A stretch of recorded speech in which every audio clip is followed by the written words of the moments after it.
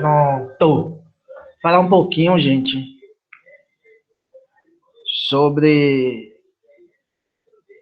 trabalho, vamos dizer assim. Falar um pouquinho sobre o trabalho, sobre emprego, na verdade, né? Sobre o conceito de emprego, principalmente na contemporaneidade, né? Ou seja, nosso momento histórico,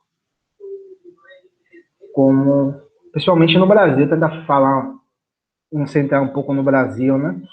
A gente fica falando muito de outras realidades sociais e às vezes deixa um pouco o Brasil em escanteio, a nossa realidade, né? O país que nós vivemos. Então, vamos falar um pouquinho do processo de trabalho, do emprego, essas novas velhas formas de relação entre capital e trabalho, né? Que eles vendem como uma modernidade, como algo que vai modernizar as relações trabalhistas, e na verdade são, vamos dizer assim,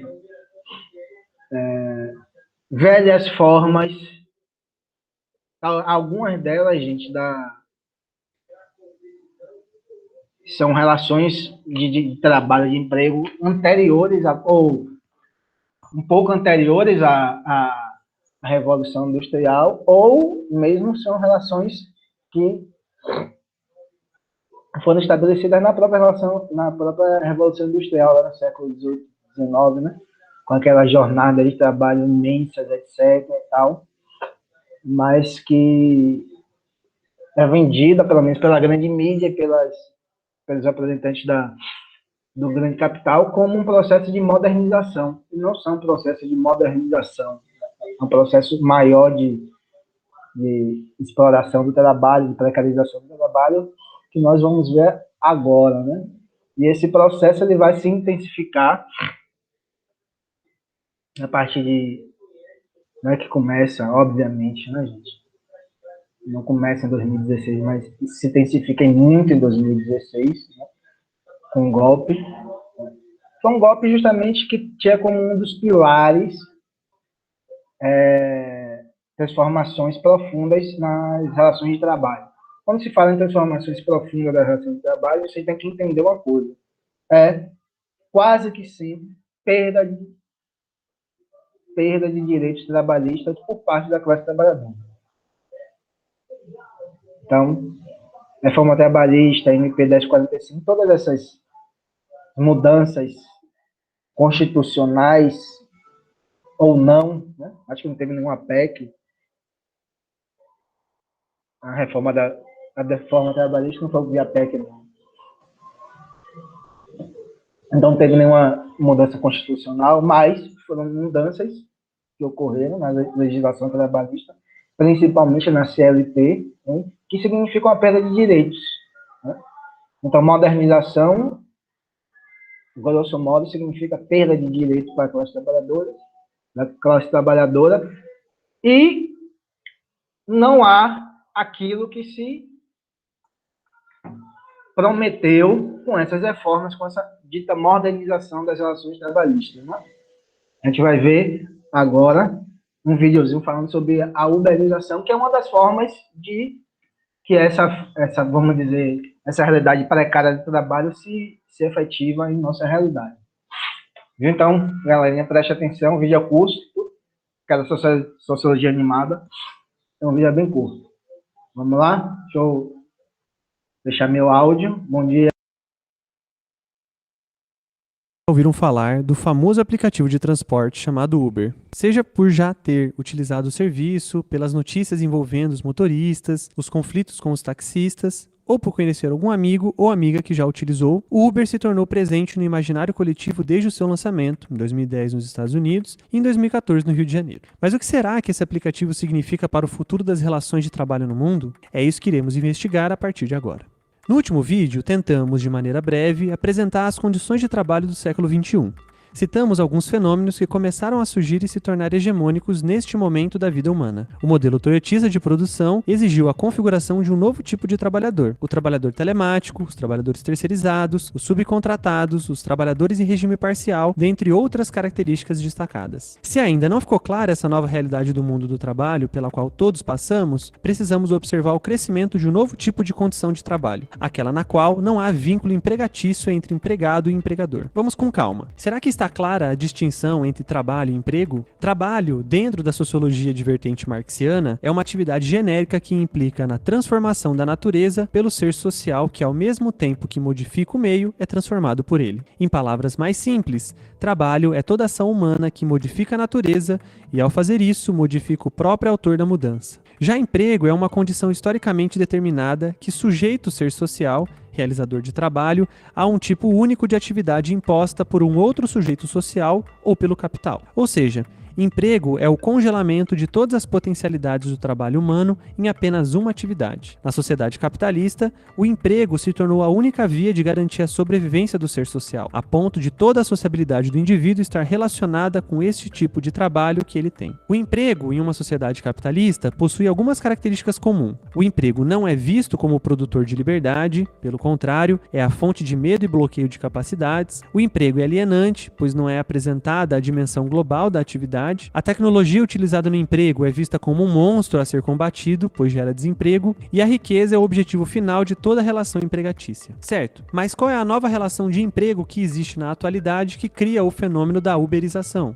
Podemos chamar essa relação de expropriação secundária potencializada. Se antes, no modelo fordista, em uma sociedade industrial, tínhamos claro quem era o empregador e quais momentos o empregado estava prestando serviço para a empresa, agora, em um regime toyotista, esses limites ficam borrados. O exemplo da empresa Uber, e por isso o conceito de uberização, é claríssimo. Temos um aplicativo de computador que faz o meio de campo entre o dono do automóvel e a pessoa que quer pegar a carona. A empresa dona do aplicativo retira lucro de todas as corridas que o motorista faz e é pago pelo cliente. Contudo, esse motorista não possui relações de emprego, ou seja, direitos, férias, 13º, seguro-desemprego, carteira assinada e etc., com a empresa do aplicativo. Isso significa que a empresa não é dona de nenhum dos meios de produção que são utilizados nessa prestação de serviço, o carro e o motorista. A única coisa, e mais importante, que ela possui é o controle do aplicativo.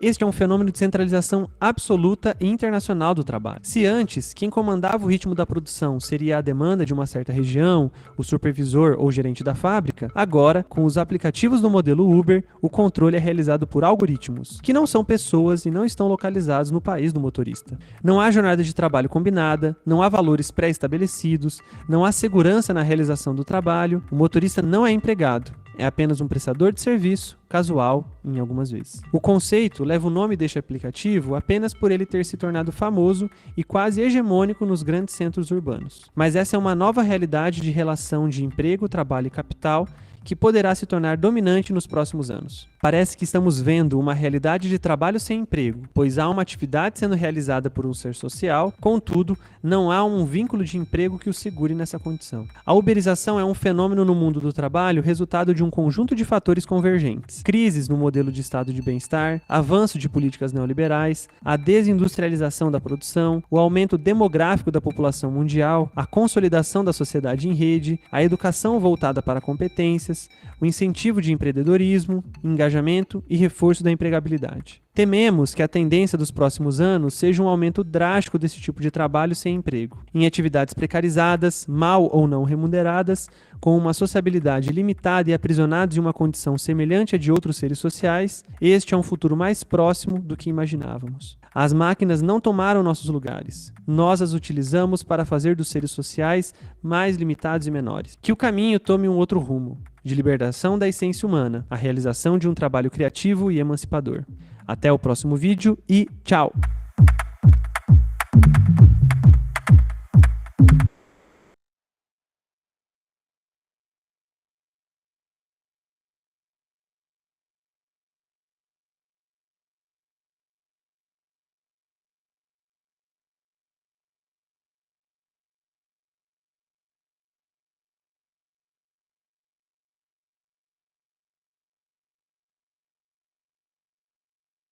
Professor, o senhor está mutado. Oh, Deus! Muito obrigado, viu? Sempre esqueço. Algum comentário sobre o vídeo?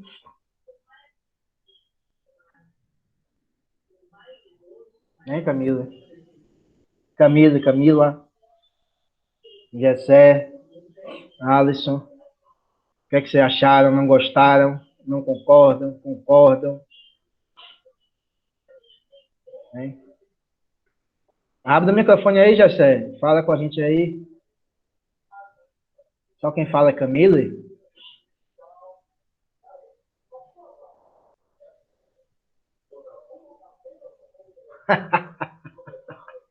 Camila, diga aí, Camila.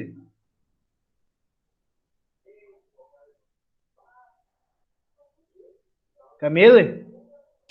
Tô aqui, professor. Fiquei Fala alguma esperando. coisa. Vou falar logo, depois eu falo. A segunda aula que você tá com sono.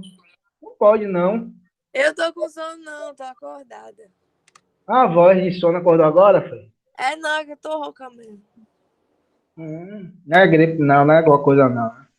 Não. Tava na festa? Olá, viu? Não.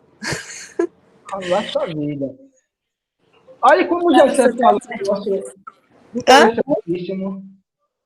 O que seu colega Gessé falou. Mas Gessé, você deveria falar alguma coisa, né? Que você falou uma coisa interessante. Nunca tinha pensado desse jeito. Para mim, esse tipo de trabalho era tipo uma libertação. Camila, nem eu. Streamers também são assim, né?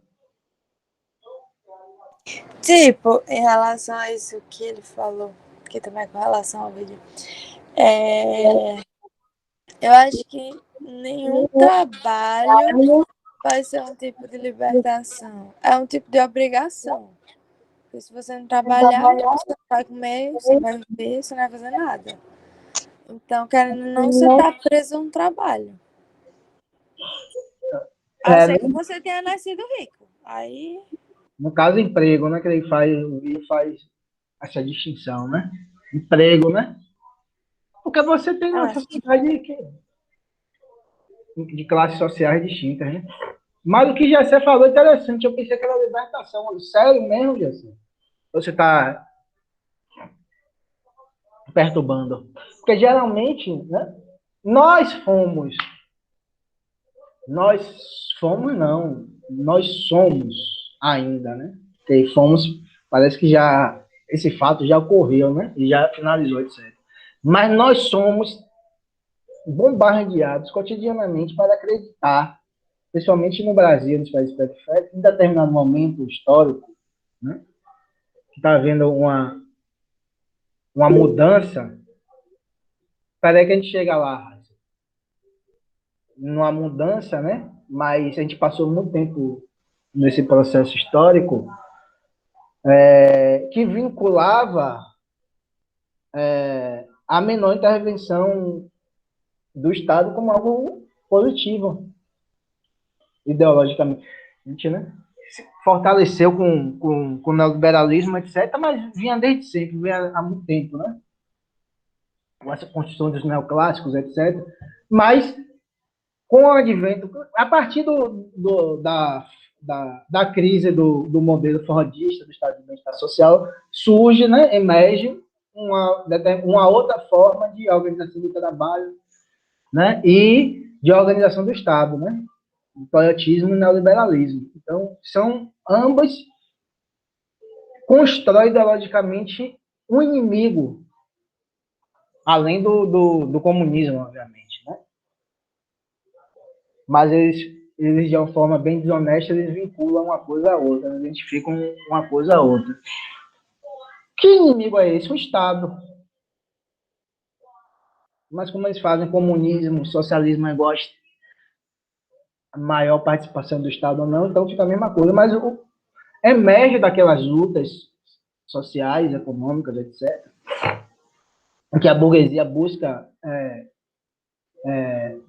recuperar patamares de lucratividade que ela tinha, né, naquele período, né, dos anos 30 anos gloriosos.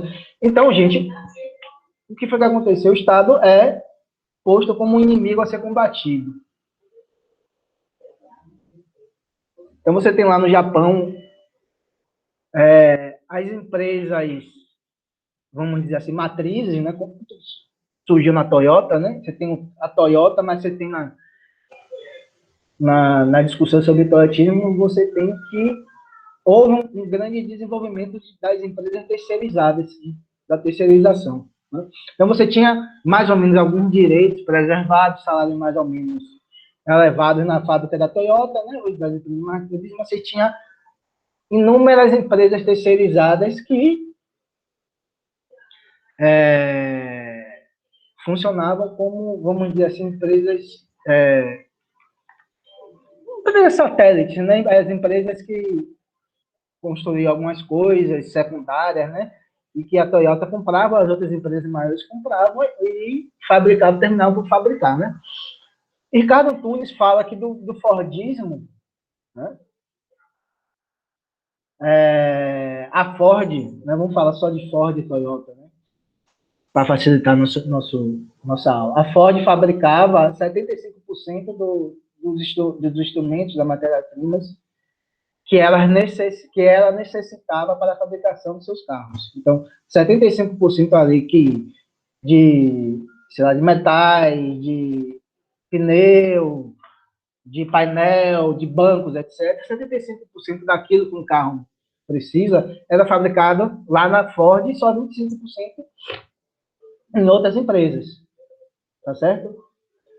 No toyotismo, esse número se inverte, né?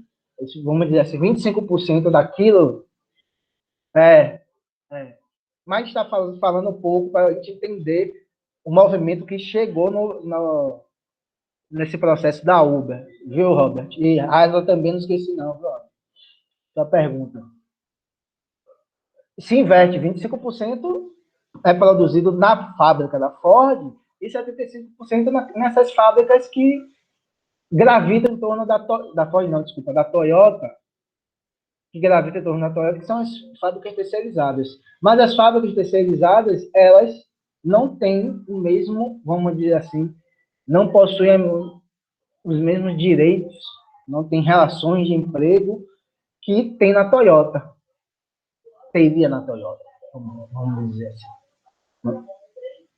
Então, essas empresas terceirizadas, elas, por exemplo, eram empresas, ou são empresas, né, que elas utilizam-se muito, pelo menos no Japão, de trabalho de imigrantes. Né? Imigrantes, ou legal ou ilegal, né? Não tem essa distinção, mas mesmo os legais, eles são, vamos dizer assim, cidadãos de segunda categoria, né? Não tem os mesmos direitos, né?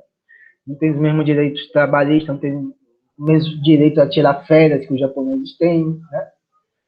Não tem, às vezes é dificultoso ter acesso à saúde, né? Ao sistema de saúde japonês, sistema de educação, etc. Né? Isso é o quê?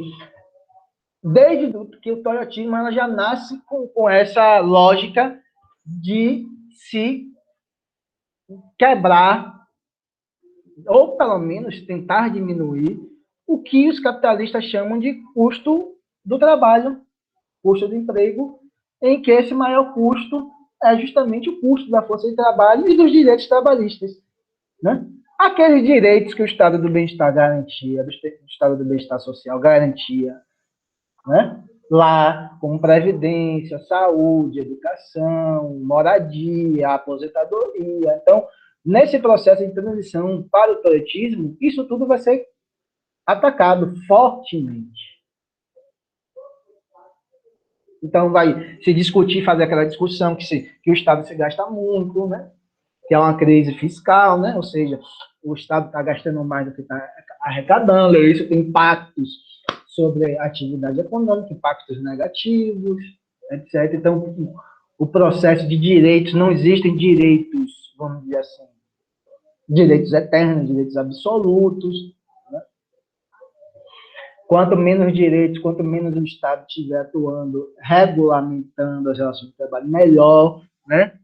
Porque olha como foi o Gessé que falou, né? Mas Rob estava falando também. Olha como são as coisas. Eles falam, sem direitos trabalhistas, os empregados, os empregadores vão negociar de uma forma livre, sem a coerção do Estado, porque o Estado é aquele ente, aquela instituição pesada, aquela instituição, vamos dizer assim, de natureza burocrática, né?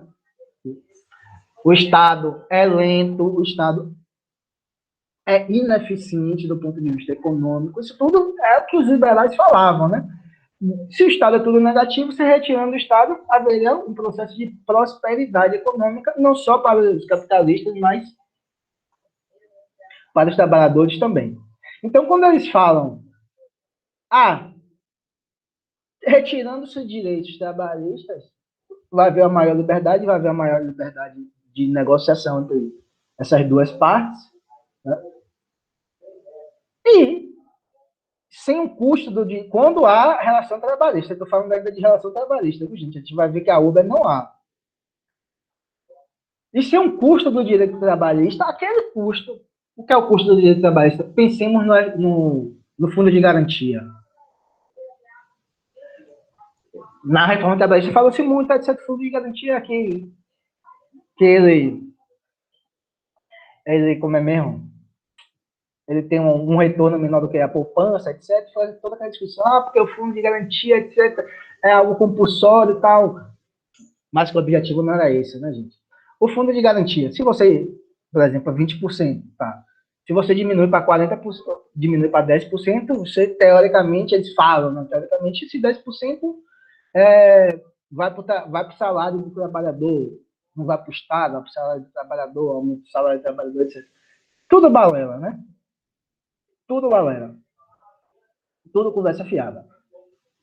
Por que tudo conversa fiada, gente? A gente tem que entender tudo de fundo o que acontece. Quando a gente começa a trabalhar, eu particularmente, né, não sei os outros professores que você tem e que vocês vão ter na vida. Quando a gente começa a trabalhar esses temas, qual foi o ponto central que nós analisamos? Um dos pontos centrais que nós analisamos é que o capital, ele busca sempre o lucro e o lucro sempre ampliado. Esse é o movimento do capital, de todos os capitalistas do mundo. Né? Pequeno, médio ou gigantesco. Do dono da padaria daí, da cidade que vocês moram, até Jeff Bezos, Bill Gates, Bernard Arnault, qualquer um, Jorge Paulo Lema. É isso, ele quer isso. É a lucratividade. Se o objetivo é a lucratividade, quando você retira esses custos, vamos dizer assim, de imposto, de contribuição, etc., custo do trabalho, a lógica é que o que ele deixe de gastar, ele vai embolsar enquanto lucro. Não tem conversa, não tem duas conversas, não tem conversa fiada. Não tem, o dinheiro que o Estado abocanhava vai para o trabalhador. Não, não vai. Não vai para o trabalhador. Porque vai aumentar. Não é conversa. Olha os dados, olha os números. Olha o mercado de trabalho pós 2016, principalmente aqui no Brasil. Por quê? Porque é uma falácia. O Estado neoliberal, o toyotismo, etc., eles foram movimentos que buscaram, eu quero que vocês sempre entendam isso, foram movimentos, e são movimentos que buscam sempre um aumento na lucratividade do capital, e não a melhoria das condições de trabalho para a classe trabalhadora. Se melhorar, ok. Se não melhorar, beleza. Eles não ligam muito para isso. Né? E não começou agora, né? Mas de condições objetivas, isso se intensifica. Então, o objetivo é esse. Então, se você vai retirando, há um processo de esvaziamento daquele estado de bem-estar social no que tange aos direitos trabalhistas. É isso que eu falei, a contradição. O Estado neoliberal, é isso que eu sempre quero que vocês saiam sabendo, né, que vocês estão no patrão, não é um Estado mínimo em abstrato. É um Estado mínimo para os gastos sociais, e nesses gastos sociais estão os direitos trabalhistas. Isso é mínimo. Mas para o outro lado, para financiar o capital, para remunerar o capital via dívida pública, né? para ajudar o capital via isenções e desonerações fiscais, ou os refis da vida, né? Para garantir as condições mínimas de reprodução do capital, ele é máximo. E para reprimir também, isso, Robert, que a gente vai chegar logo agora. E para reprimir aí, os descontentamentos sociais, ele também é máximo. Por quê? A polícia, o exército, é também Estado. Viu, gente? As forças repressivas é também Estado. Então, quando há muita ebulição social, os conflitos sociais se tornam mais graves, e a polícia desce o sarrafo, é o Estado ali. O Estado tentando controlar crises sociais. Então, é máximo. Tá certo, gente? Não é mínimo, como eles falam. Tem que contextualizar. É mínimo para um lado, para o outro não. Esse processo ele vai se intensificar o toyotismo, o Estado de bem-estar social, Estado neoliberal. Mas ele vai se intensificar mais ainda a partir da década, não sei se dos anos 2000 para cá, principalmente depois de estudos, teoria lá da contração fiscal expansionista, né? Acho que de Alesina, que teve um economista italiano que ficou conhecido como grande teórico dessa aberração, né, teórica, né? Em que se pregava que diminuindo o gasto aumentaria os empresários, os investidores,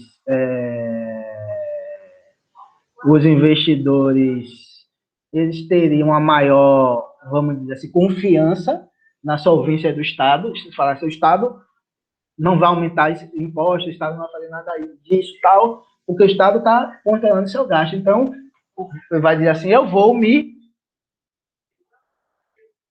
ter uma confiança maior e vou investir, e desse investimento irá gerar emprego, irá gerar renda, etc, etc. Né? Então, o pressuposto era, mais uma vez, diminuição dos gastos sociais. E essa diminuição dos gastos sociais, obviamente, como eu estou falando, é gasto mínimo para a saúde, para a educação, os direitos trabalhistas, etc. Não é gasto mínimo para, vamos dizer assim, no que se chama na macroeconomia, né? Não sei se vocês estudam economia, se chamam de gastos tributários e gastos financeiros. Para isso daí não tem teto, não tem corte, não tem nada. Agora, para gasto em saúde e educação, sempre tem. Né? Atinge um novo patamar. Que novo patamar é esse? Que não se fala mais em retirada de direitos trabalhistas, diminuição de direitos trabalhistas, tal como ocorreu com a reforma trabalhista, ou com as empresas terceirizadas, etc. A reforma trabalhista foi uma coisa tão absurda, né? Que uma discussão importantíssima que tinha era a discussão sobre a prevalência do negociado sobre o legislado. Né? Não sei se vocês conhecem isso. O negociado era o quê? Que um negociado com a categoria, por exemplo, vocês trabalham em determinada loja, uma rede de lojas, e vocês conseguem um acordo coletivo, essa rede de loja está mal das pernas, os donos ou donos, etc., chegam para vocês e falam assim, olha, para a gente não fechar, vocês não vão receber nenhum direito trabalhista, tá certo? Ou para a gente não demitir todo mundo, quem for demitido, metade vai ser demitido, mas não vai receber nenhum direito trabalhista, não vai receber FGTS, de férias, não vai receber nada. Vai sair, entrou com a mão na frente, vai sair com a mão atrás. Então, isso aí, sem nada. Só que a legislação, a CLT, diz que isso é legal. Você tem direito, tem que pagar, por mais que você tenha dificuldade financeira, a empresa tenha, no caso, tem que pagar, é direito. Agora, a reforma trabalhista fez isso, a prevalência do negociado sobre o legislado. Por que isso é péssimo para o trabalhador? Obviamente, como o Robert falou, não sei se está sendo claro, como o Robert falou, temos o desemprego, né? Muito grande, né? Aí mais de 14 milhões de pessoas desempregadas. Ok? Quando ele fala, gente, não precisa nem ser de desemprego, fala, gente, eu não vou pagar, eu vou deixar de contribuir o FGTS durante 1 ano. Isso é legal. Mas essa possibilidade, esse não pagamento vai fazer com que vocês continuem trabalhando em minha empresa. Se eu tiver que pagar, eu vou ter que demitir alguém. Se eu deixar de pagar, eu conservo alguém. Ninguém sabe se é verdade ou não, mas hipoteticamente. Falando. Os empregados da empresa vão falar que não aceitam essa condição de trabalho, mesmo sendo negociada. Hein, Camila? Robert, Camila, Patriciane, Gessé. Camila, fala aí, Camila. Robert. Iria aceitar, né, Robert? Falar assim, Robert, pelo menos perder o FGTS por 1 ano, continuar com o emprego, do que não ter o FGTS e demitir todo mundo. Você tá... Tô de mal com você, Camila. Então, é essa a lógica, Robert, Gessé, Camila. Por que isso é complicado? Porque você tem um desemprego alto, então você vai aceitar condições que você não aceitaria, porque você não tem a força do que o Estado tem em determinar que aquilo seja feito de determinada maneira, que não seja feito, que se evite abusos, etc. A categoria não tem a força que o Estado tem. Então, por isso que eles vieram para cima do Congresso Nacional, financiando meio mundo de gente para aprovar essas mudanças da CLT, por causa disso, né? Olha que maravilha. Está lá na lei, né? Nas relações trabalhistas, na CLT, que você deve fazer isso e isso. Mas é mudar a CLT, e através dessa mudança da CLT, você está dizendo o quê? Que o que os empregados, empregadores acordarem em determinado momento, fica valendo como lei. Só que aí vai ficar difícil, porque você, como o Roberto falou, você tem desemprego. O desemprego, ele é algo terrível. Por que ele é algo terrível? Obviamente, porque ele faz com que aquelas pessoas não tenham o mínimo de poder para se sustentar, poder econômico no sentido, né? Professor, e querendo ou não, essas pessoas que não são desempregadas também vão dar prejuízo ao governo, né? Se o governo for parar para pensar, eles devem investir em trabalho, porque as pessoas que estão desempregadas dão mais prejuízo para eles. Seria, né, Antônio? Mas não é, porque o Estado é o Estado de classe, né? Seria lógico, né? Se você tem emprego, a arrecadação subiria, você teria um desenvolvimento da indústria, mas o próprio desenvolvimento do capital hoje, pelo menos no Brasil, não estão muito interessados nisso, não. Entendeu, Antônio? Teoricamente, sim, né? Teoricamente, sim. Né? Mais pessoas entregando, são mais pessoas pagando os impostos, são mais pessoas recebendo salário, são mais pessoas comprando são mais o comércio aquecendo significa que as indústrias estão aquecidas, etc. Mas a lógica do neoliberalismo não é essa, infelizmente, principalmente no Brasil. O Brasil está pegando. Aí é isso, Antônio. Você ia aceitar. Camila, vamos dizer, Camila Vitória, com essa foto aí dessa fazenda que ela tem. Ela fala assim, olha, não tem 13º, não tem FGTS, porque eu tô... A desculpa dele é sem falar, a margem de lucro está diminuindo. Eu estou passando por dificuldades. Né? Daqui a 2 anos isso volta ao normal. Vocês aceitam ou não? Vocês vão falar o quê? Aceito. Oh, que jeito. Né? Camila, esperta, né? Aproveitando o desemprego. Por que o desemprego? O desemprego é tão perverso para quem está desempregado, óbvio, né? Porque você não tem renda você fica com segurança alimentar, mas o desemprego é pior ainda, além de ser perverso esse ponto, porque o desemprego, ele influencia o comportamento das pessoas que estão empregadas. Porque isso o patrão pensa assim, se você não quiser, outro vai querer, né? não influencia só a vida dos desempregados em si, que já é um absurdo. A gente discutiu na aula passada que a crise capitalista são crises de excesso de riqueza. Não é porque está faltando nada, não, é porque o excesso de riqueza não está encontrando, vamos dizer, que se valorize, né? A Venezuela é exemplo disso. A Venezuela era rica, né? Não, a Venezuela nunca foi rica, esqueça isso. Não, mas em 2014 ela estava. Esqueça isso. A Venezuela nunca foi rica. Todos os países, é interessante que os liberais, todos os países que tentam a ruptura do capitalismo, no passado foi rica. É a Venezuela, é a China, é a Coreia, é Cuba, todos são. Nunca foram. Nunca foram. Cuba, as pessoas falam, lógico, pode se discutir, para a gente não fugir de mim, pode se discutir tudo de Cuba. Pós-revolução cubana, pode-se falar tudo. Mas aí os liberais falaram que em algum momento existiu democracia em Cuba, nunca existiu, né? Cuba era um quintal dos Estados Unidos com Fulgêncio Batista, né? Era um quintal dos Estados Unidos. Então, Venezuela nunca foi rica no sentido de ter algum tipo de, vamos dizer assim, de um vislumbre de um estado de bem-estar social. Né? Nunca foi isso. Tá certo? Então, esqueçam isso. A Venezuela sofre embargo econômico tão criminoso quanto Cuba, quanto Irã, quanto os outros países, etc. Tá certo, gente? Perpetrado pelos Estados Unidos.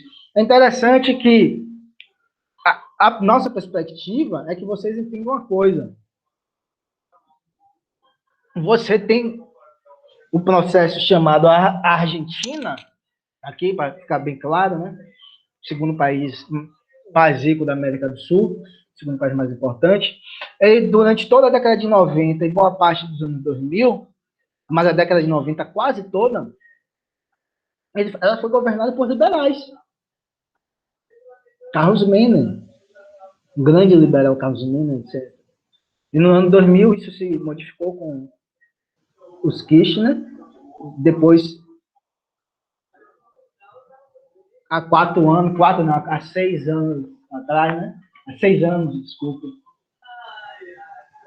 que terminou o governo de Macri, né? Então, no último governo da Argentina foi o liberal Macri, Maurício Macri, né? Envolvido até o pescoço com corrupção, a família dele, né? Que isso não vem à aula, né? Mas a Argentina, dos últimos 30 anos, vamos dizer assim, 30, 40 anos, vamos dizer que se for 40, ela deve ter uns 30, 35 anos de puro liberalismo. Se for 30, 20 a 25 anos de liberalismo econômico. E a Argentina, as crises econômicas da Argentina, que são sucessivas, elas nunca são postas nas costas do liberalismo econômico. Essa vamos dizer assim, uma forma de manipulação das nossas subjetividades. Porque a Venezuela é crise por causa de um modelo econômico tal. Cuba é por causa de um modelo econômico tal. Mas não há essa vinculação à crise econômica, por exemplo, da Argentina, ao liberalismo de Carlos Menem. Se vocês pegarem, Carlos Menem é mais antigo. Vocês não eram nem nascidos. Eu também não era nascido, não, porque eu sou jovem também, viu, gente? Mas se você pegar Macri, quando Macri, na época das eleições presidenciais, quando a crise econômica estava grande lá na Argentina, todos os meios de comunicação do Brasil falavam, Macri nunca foi liberal. Não há liberalismo, não há isso. Porque a lógica é clara. Né? A lógica é clara. Deu certo, é liberalismo. Não deu certo, não é liberalismo. Você vai ter várias coisas. Então, você tem que filtrar, entender, estudar, ver as aulas daqui, tá certo? Você vai ver. Eu digo uma coisa, daqui a 3, eu não vou dizer assim, para fazer um intervalo de tempo bom, daqui a uns 3, 4 anos, nem Paulo Guedes foi liberal. Gravem isso que eu estou falando a vocês. Talvez vocês já estejam lá na faculdade e tal, filho, etc. Não tenha não, viu, gente? 4 anos, vocês ainda são jovens. É o conselho que eu dou. Mas provavelmente vão dizer que Paulo Guedes nunca foi liberal. Que esse governo de Bolsonaro nunca foi liberal. Levou a reforma da Previdência, essa MP do trabalho, várias formas de ataque dos direitos trabalhistas, a autonomia do Banco Central, aprovou um monte de coisas de talho liberal, de natureza liberal. Mas você vai ver daqui a 4 anos falar, não foi liberal, por quê? Porque aumentou a miséria. Mas é óbvio que essa política só aumenta a miséria. Né? Gravem o que eu estou falando. No dia 1º de setembro de 2021. Daqui a 4 anos, assim, para dar um intervalo de tempo bom. Quando fizeram uma análise crítica do governo de Bolsonaro, de Paulo Guedes, da grande imprensa, principalmente, eles vão dizer que Paulo Guedes não era liberal. Paulo Guedes nunca foi liberal. Eles vão gravar o que eu estou falando. Então, aí voltando, né, o toyotismo pregava. Veio a década de 2000 em diante, nem direitos trabalhistas eles querem mais, porque nem direitos trabalhistas eles querem mais, nem relações de trabalho eles querem mais. É isso que se insere o Uber. Porque o Uber não é mediado por direitos trabalhistas, gente. O que não é mediado por direito trabalhista? Como o vídeo falou, não há relação de trabalho entre o motorista e o aplicativo.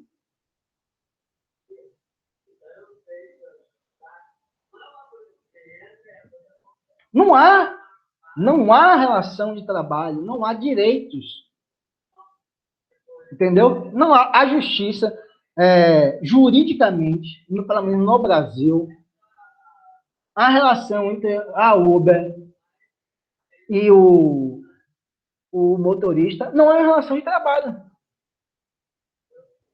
É como se o motorista trabalhasse, fosse um MEI, um microempreendedor individual.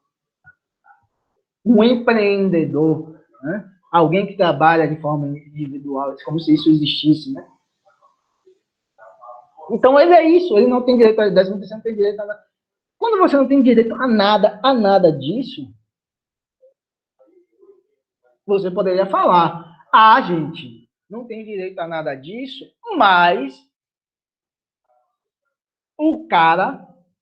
a Uber possibilita uma nova forma de inserção de trabalho numa realidade tão marcada pelo enorme desemprego. A Uber faz com que o desemprego diminua. Não é isso, Antônio Camilo? Olha o discurso dele. A Uber, se for regulamentar, vai causar desemprego. Vocês não já ouviram isso? Se for dar direito, vai ter que demitir. Por que vai ter que demitir? Por que tem que demitir? Por que vai ter que demitir? Porque as leis do mercado. Não, a lei do mercado não, vai ter que demitir porque a Uber não vai querer diminuir sua margem de lucro. Se a Uber não está querendo diminuir sua margem de lucro, significa que o próprio capital é assim. E não o que é que vocês falam. Aí você fala, melhorou? Melhorou? Vamos fazer uma analogia, né? Heisler, fica aí que eu vou responder, viu? Vamos fazer uma analogia, Robert Gessé, Heisler, etc. Você vai, imagine que você está com algum problema, Camila. Eu vou nem dar exemplo aqui, alguma pessoa está com algum problema. Foi picado por uma cobra no meio do mato. Chegou lá, o socorro levou no hospital, demorou um tempinho, 2, 3 horas. No hospital chega. Fulana, você vai ter que amputar sua perna para sobreviver. Aí a pessoa fala assim, mas eu não quero perder minha perna. Fala, infelizmente, Se não for amputada, você morre. Quem em sã consciência ia querer a segunda opção? Em média, assim, quantas pessoas iriam optar pela segunda? Hein, Robert? Alisson. A galera quer ficar viva, né, professor? Mas ficar sem a perna é peso, né? A gente tá... Imagine aí. O cara é vivo. Eu gosto de jogar uma bolinha, andar, ficar sem a perna, basicamente, ficar com uma depressão profunda. Ou morrer. Mas você tem que decidir, não tem outra escolha. Ou morrer. Diga. Responde, Antônio. Quem, Patriciano? Tira a cara ou coroa, professor. Camille? Mas não é uma opção, professor. Porque se o médico, tipo, pensando que é morte mesmo, é 100% que vai escolher amputar a perna. Porque os outros por cento vão estar mortos. É 100%. Não, mas antes, mas a gente está antes do fato, né? A gente está discutindo antes do fato. Qual é o antes do fato? Antes da decisão. Antes da decisão, alguma pessoa pode falar assim, não, eu prefiro morrer a perder minha perna. Tem uma ou duas, mas em geral você vai dizer que as pessoas vão optar pela amputação, óbvio, né? Manter-se vivo, mas amputado porque você tem prótese, etc., Antônio, né? Tem outras possibilidades, se vive, né? Essa analogia que eu estou falando, pode ser absurda, é a analogia que eles fazem. Ou menos direitos, ou trabalho, como se houvesse só essas duas possibilidades.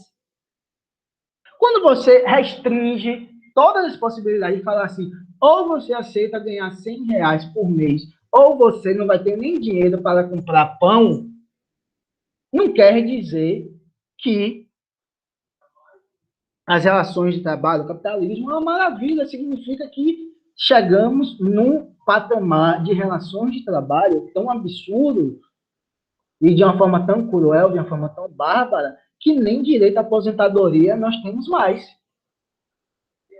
E não é por uma fatalidade, é por uma forma de desenvolvimento e de organização econômica da vida. Não é o que o Uber não possa dar garantia de direito, não. É porque se ele fizer isso, parte da margem de lucro, eles vão perder, isso é óbvio. E eles não estão abertos, o capitalista não quer perder nada, nem 10 centavos. Nem cara ou coroa, como o Antônio falou, nem cara ou coroa eles querem perder, quanto mais dinheiro.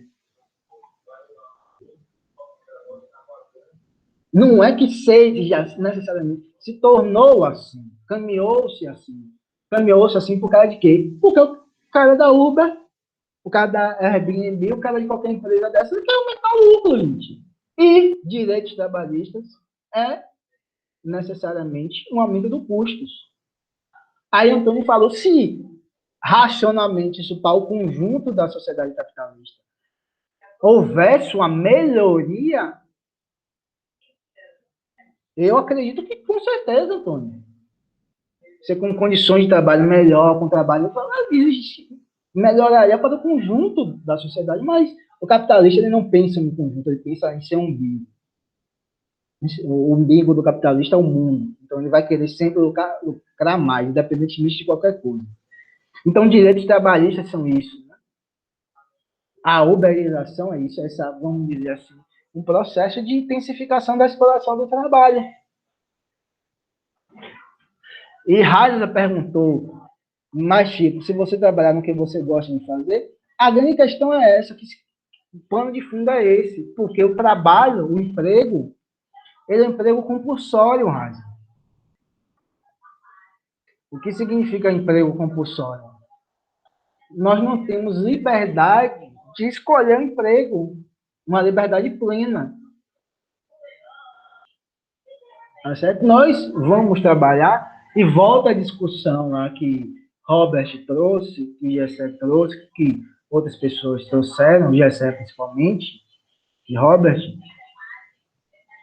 que você, numa realidade social com um desemprego tão alto, você aceita qualquer tipo de trabalho, Rani. Sua autonomia de escolher um trabalho que seja bom para vocês, se diminui muito. Por quê? Ou você escolhe aquilo para sobreviver, ou você passa dificuldade. Fora outros mecanismos, mesmo no plano de emprego, mesmo na época Fordista era. Porque tá lhe falando, o que se está em discussão, não, Antônio, não necessariamente você vai se sentir feliz, etc.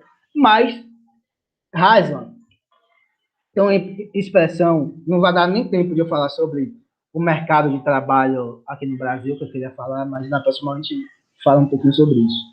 Heisman, Antônio, a gente não pode dar, vamos dizer assim, nossa experiência individual, pessoal, para transformá-la em uma tendência social, tá certo? O que significa isso? Você pode gostar, eu posso gostar da aula, etc. Tal, mas isso não influencia o movimento da sociedade. Raiz, Antônio, Camilo, todo mundo já viu. Qual a expressão que vocês ouvem muito nas pessoas que trabalham quando chega o final de semana? Quando acaba o período de trabalho. Fica feliz, né? Porque trabalha porque é o jeito. Final de semana aconteceu. Por que isso, Antônio? Porque a atividade de trabalho não é prazerosa. É um saco. Não é, mas eu falei bagunçando, porque foi tipo uma analogia. Porque aqui, eu tô estudando para técnico de informática e virar chapeira. Imagina quem é advogado, tem diploma e não consegue nenhum emprego. É isso, entendeu, gente? O sextou é a expressão social que confirma, vamos dizer assim, a própria lógica do conceito de estranhamento de Karl Marx. Ninguém vê americano fazendo sextou assim, né? Ele fala assim, olha, a realidade, a atividade de trabalho é tão ruim que eu só me sinto livre fora dela. E Antônio fala uma coisa interessante, que me lembrou uma coisa. O desemprego para as pessoas que têm mestrado e doutorado, eu acho que está rondando os 25%, é maior do que a média nacional. É maior do que a média nacional. Outra lógica que quebra a falácia, né? Basta você se especializar, basta você correr atrás, basta vocês... os caras com mestrado, doutorado, não estão conseguindo emprego, eu vou fazer o quê? Você quer que eu faça o quê? A realidade dizendo aí que não basta isso, que não é só isso que funciona. Tá certo, gente? Mas essa lógica da uberização, das novas relações de trabalho, da precarização, elas são todas no bojo do que se vai se iniciar lá, vai se intensificar lá com o proletismo, com o Estado neoliberal. E qual é o fundamento último, gente? Que vocês não se esqueçam. Não se esqueçam. A busca pelo lucro ampliado. Os caras podem inventar o que for. Vocês, quanto trabalhadores, que eu acho que a maioria é trabalhador, vocês nunca caem nessa conversa de vai ser melhor para vocês. Não vai nessa que não é melhor para a gente, não. Geralmente é sempre pior. Viu, galera? Então, valeu. A gente se encontra na próxima quarta. E qualquer dificuldade na segunda avaliação, podem me procurar, viu, que a gente discute. Viu? Quem ainda não devolveu e tiver alguma dificuldade. Viu, gente? Camille, Robert, Camila, Antônio, valeu pela participação, Antônio. Raila, espero que eu tenha respondido. Se tiver alguma dificuldade mais, alguma outra dificuldade, a gente conversa comigo sobre essa relação trabalho e felicidade e tal. A gente pode conversar depois e tal. Viu? Patriciane, valeu. Até a próxima quarta, gente. Se cuidem. Fui. Tchau, professor. Tchau.